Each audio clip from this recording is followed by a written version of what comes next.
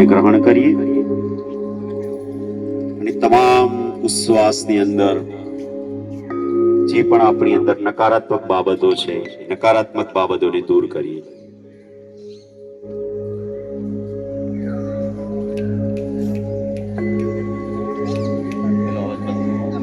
ચાલુ છે દાદાને બંધ કરાવી દો એટલે બંધ થઈ જશે.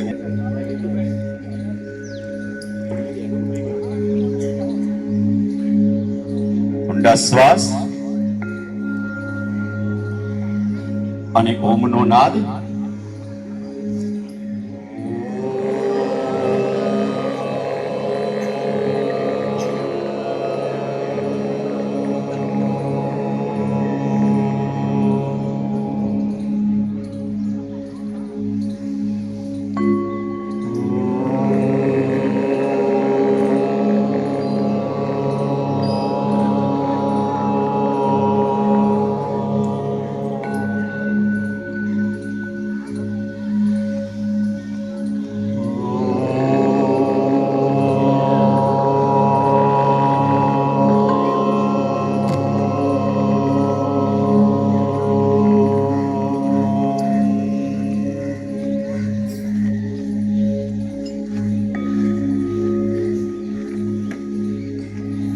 સર્વધર્મ પ્રાર્થના.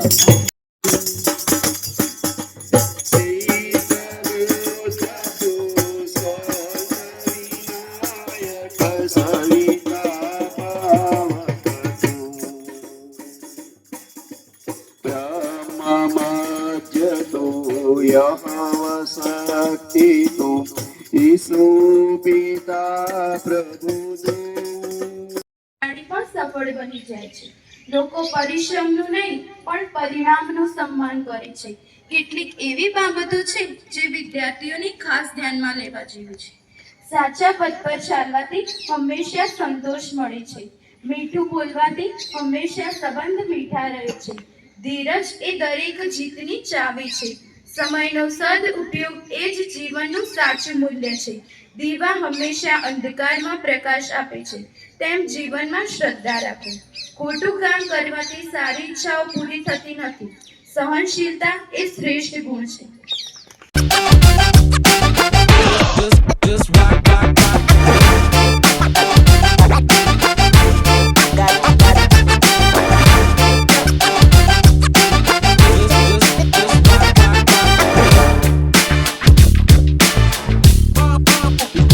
પ્રાર્થના સભાની અંદર ઉપસ્થિત જગદળ ગામના સરપંચ શ્રી શૈલેષજી લક્ષ્મણજી ઠાકોર, શાળાના વંદનીય અને પ્રેરણારૂપ આચાર્ય શ્રી જગદીશભાઈ ઈશ્વરભાઈ પટેલ સાહેબ, તમામ ગુરુજનો,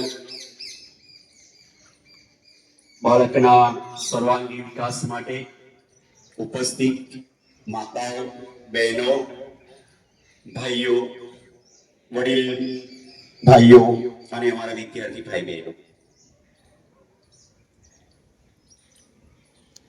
સા વિદ્યા યા મુક્ત,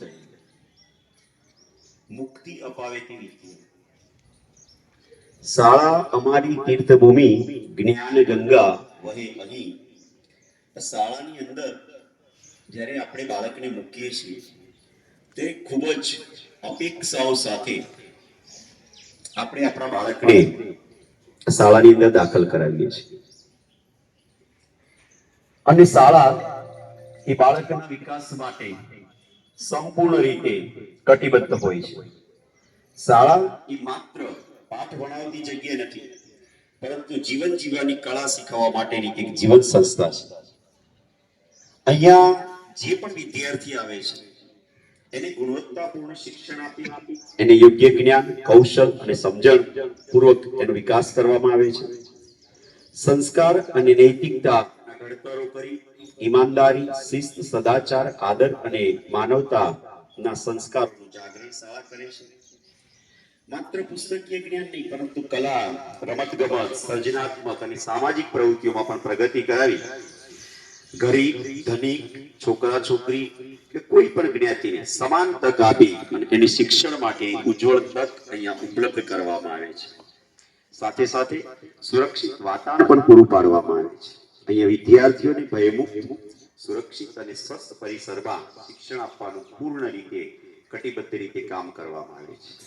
એના વ્યક્તિત્વ વિકાસ માટે વિદ્યાર્થીઓની અંદર આત્મવિશ્વાસ જગાડી એની જવાબદારી, સ્વાવલંબનશીલ અને સમાજ પ્રત્યેની એની જે જવાબદારી છે એ શાળામાંથી એને શીખવવામાં આવે છે.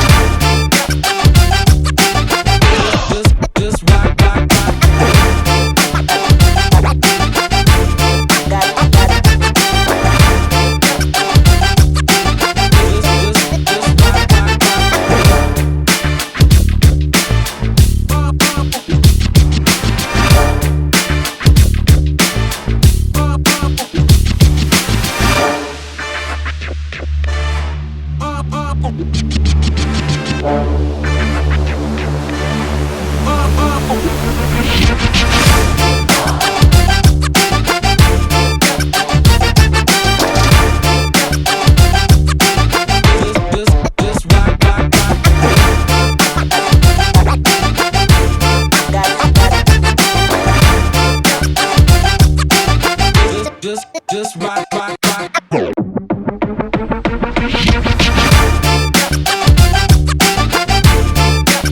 થાય છે પણ એ અમે જોયું કે બહેનો છે ને, બહેનો એ પોતાના વાલીને બધાને લઈને આવ્યા છે અને ભાઈઓના વાલી ઓછા દેખાય છે. એટલે ભાઈઓ કાં તો ઘરે જઈને વાલીને ન કહ્યું હોય, કાં તો બહેનો જબરજસ્તીથી વાલીને લઈને આવ્યા હોય ને ભાઈએ જબરજસ્તી કરી ન હોય, એવું હોઈ શકે. તો બાળકના જુદી જુદી અવસ્થામાંથી બાળક પસાર થતું હોય છે. બાળક જન્મે ત્યારે બાલ્યાવસ્થામાં હોય, ત્યારબાદ એ કિશોરાવસ્થામાં આવે, તરુણાવસ્થામાં આવે, યુવાવસ્થામાં આવે અને છેલ્લે વૃદ્ધાવસ્થામાં આવે. અને દરેક વિકાસના તબક્કામાં બાળકમાં જુદા જુદા લક્ષણો અને જુદા જુદા વર્તનો ઉદ્ભવતા હોય છે. જ્યારે 9 થી 12 ધોરણના જે બાળકો છે એ બધા જ બાળકો તરુણાવસ્થામાં પ્રવેશી ચૂક્યા છે. એટલે સ્વાભાવિક છે કે બાળકમાં તરુણાવસ્થાના લક્ષણો અને વર્તનો ઉદ્ભવે છે અને એ એમનો ઉંમરનો વાંક છે. પણ આ ઉંમરમાં માતા પિતાની એક જવાબદારી બને છે કે બાળકને સમજાવડતી યોગ્ય માર્ગે વાળે.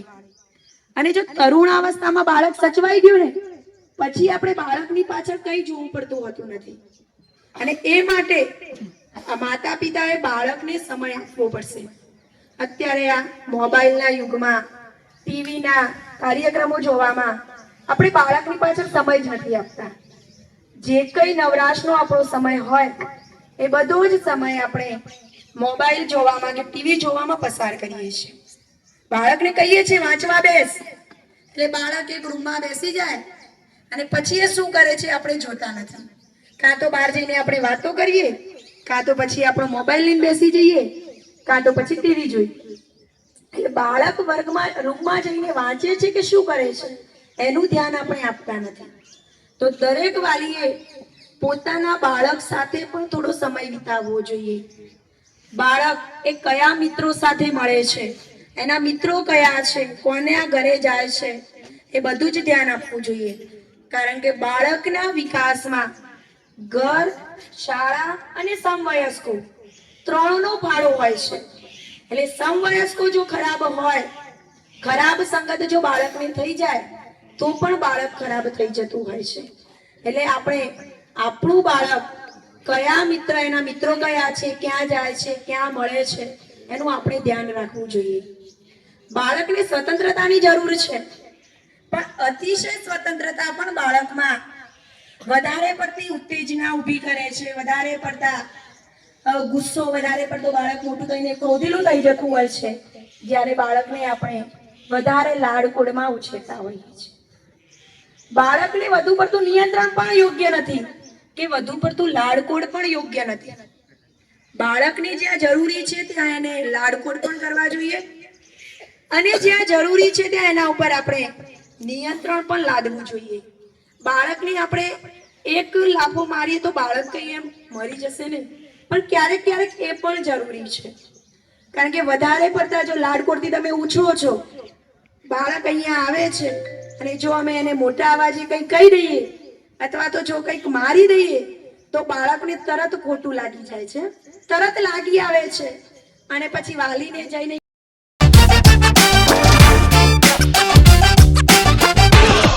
just rock, rock, rock.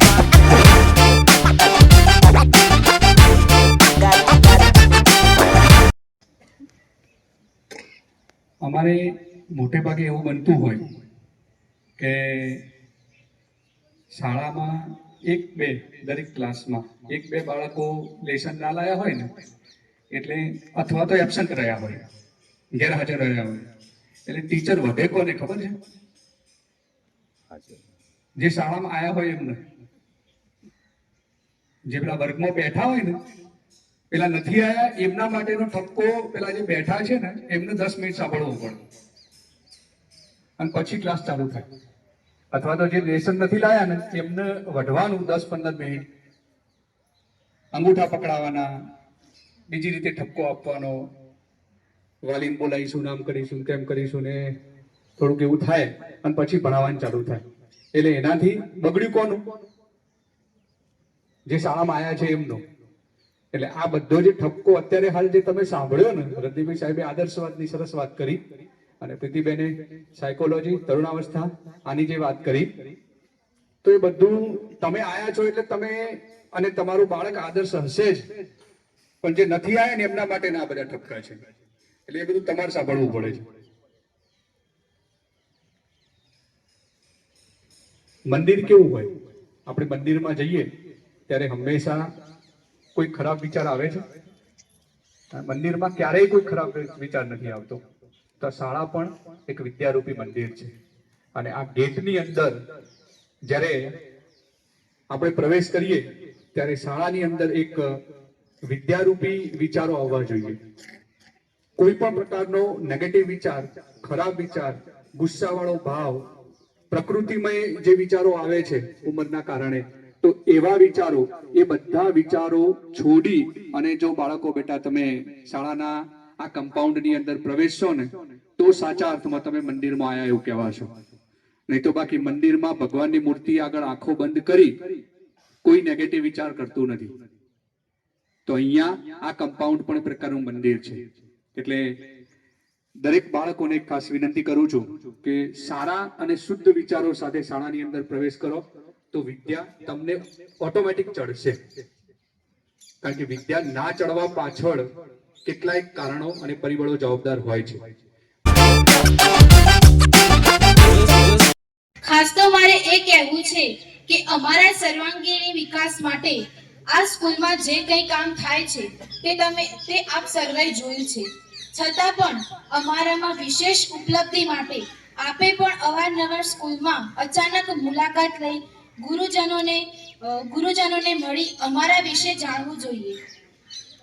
એ તમારી ફરજ છે. આપ સર્વ આવ્યા છો તો તમારા પાલ્ય માટેની જાણકારી પણ મેળવશો અને જરૂર જણાય તો અમારા ગુરુજનોને યોગ્ય સૂચન કરશો તો તે અવશ્ય સ્વીકારશે એવી હું તમને ખાતરી આપું છું. વિદ્યાર્થી તરીકે અમારું સર્વાંગી વિકાસ શિક્ષકોની માર્ગદર્શિકા અને વાલીઓના સહકાર વિના શક્ય નથી. શાળામાં શિક્ષક અમને જ્ઞાન, સંસ્કાર અને જીવન જીવવાની કળા શીખવે છે તો ઘરમાં વાલી અમને પ્રેમ, શિસ્ત અને પ્રેરણા આપે છે. વિદ્યાર્થીનું ભવિષ્ય પુસ્તક અને પરિવારની વચ્ચે જ ઘડાય છે. આ સત્ય છે. જો અમે વિદ્યાર્થી મહેનત કરીશું તો માતા પિતા ગૌરવ અનુભવશે અને શિક્ષકનું પરિશ્રમનું સફળ બનશે. આજે અમે આપ સૌને વિશ્વાસ આપીએ છીએ કે અમે અમારા સમયનો યોગ્ય ઉપયોગ કરી ભવિષ્યને ઉજ્જવળ બનાવવા માટે સતત પ્રયત્ન કરીશું. વાલીઓને મારી નમ્ર વિનંતી છે કે આપ આપણા બાળકના સ્વપ્નોને સમજી એને પ્રોત્સાહન આપતા રહેશો અને શિક્ષકોનું વંદન કરીએ અને વચન આપીએ છીએ કે આપના સંસ્કાર અને માર્ગદર્શનથી જીવનને સફળ બનાવીએ છીએ. અંતમાં આપ સર્વ આવ્યા છો અને અમારી સ્કૂલના કાર્યક્રમને શોભાવ્યો એ બદલ આપ સર્વનો હું આભાર માનું છું. મને બોલવાની તક આપી એ બદલ શાળા પરિવારનો હું આભાર માનું છું. અસ્તુ. જય હિન્દ, જય ભારત.